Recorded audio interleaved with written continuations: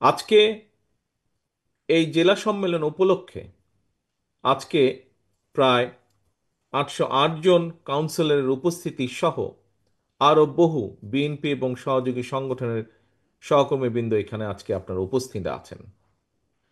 এই যে আজকে আমরা এই অনুষ্ঠানটি এখানে করলাম বা এই পুরো প্রক্রিয়াটি যে সম্পন্ন করলাম, কেন করলাম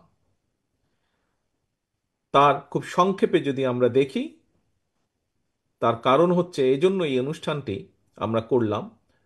কারণ এই দলটি আমাদের যে প্রিয় দল, বাংলাদেশ জাতীয়তাবাদী দল, বাংলাদেশের জনগণ যাকে সংক্ষেপে বিএনপি হিসাবে চেনে, এই দলটি একটি প্রক্রিয়ার মাধ্যমে গঠিত হয়েছে।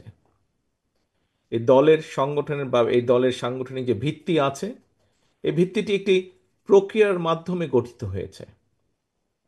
হ্যাঁ, হয়তো আমরা বিভিন্ন বাস্তব পরিস্থিতির কারণে কোনো কোনো জায়গায় হয়তো আমরা এই প্রক্রিয়াটি সম্পূর্ণভাবে সম্পন্ন করতে পারি না।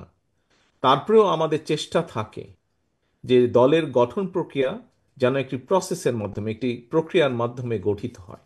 এবং কি সেই প্রক্রিয়াটি? সেই প্রক্রিয়াটি হচ্ছে একটি গণতান্ত্রিক প্রক্রিয়ার মাধ্যমে, অর্থাৎ দলের যারা তৃণমূল পর্যায়ের নেতা কর্মী আছেন, তারা তাদের উপরের স্তরের নেতৃত্বকে মতামতের ভিত্তিতে বা গণতান্ত্রিক একটি উপায়ের মাধ্যমে বাছাই করবেন। খুব সহজে যদি গণতন্ত্রের কথা বলতে আমরা যেটি বুঝি, অর্থাৎ অধিকাংশ যেই আদর্শ, যেই নীতিটিকে সমর্থন করবে, অধিকাংশ মানুষ যেই ব্যক্তি বা দলকে সমর্থন করবে গণতান্ত্রিক পদ্ধতিতে, সেটিকেই প্রধান বা বিজয়ী বা যেভাবেই বলি আমরা গ্রহণযোগ্য হিসাবে গৃহীত হবে।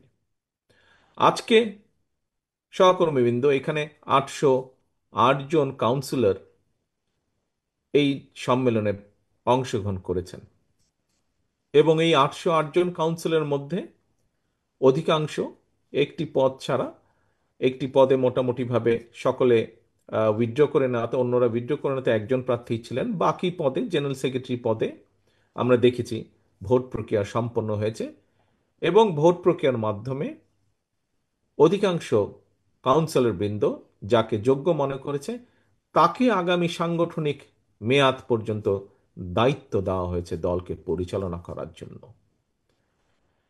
প্রিয় সহকর্মীবৃন্দ, আমরা একটি কথা প্রায়শ বলে থাকি, কি? সেটি হচ্ছে জনগণই বিএনপির সকল রাজনৈতিক ক্ষমতার উৎস।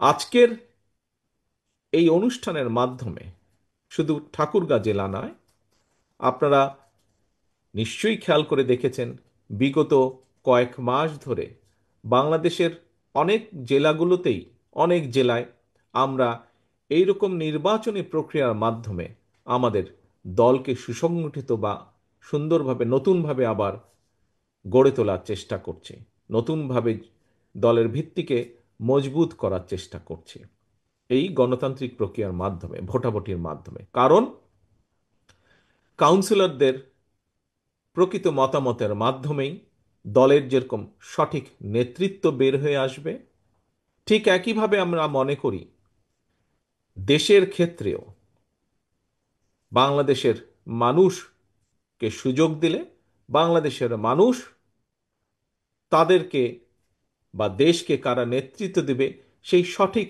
নেতৃত্বকে বের করে আনতে সক্ষম হবে বা বের করে নিতে পারবে। এবং প্রিয় সহকর্মীবৃন্দ, বিগত দিনগুলোতে আমরা কি দেখেছি? বিগত দিনগুলোতে আমরা যেই চিত্রগুলো দেখেছি, আমাদের আগের বিভিন্ন বক্তা তাদের বক্তব্যে সেগুলো উপস্থাপন করেছেন।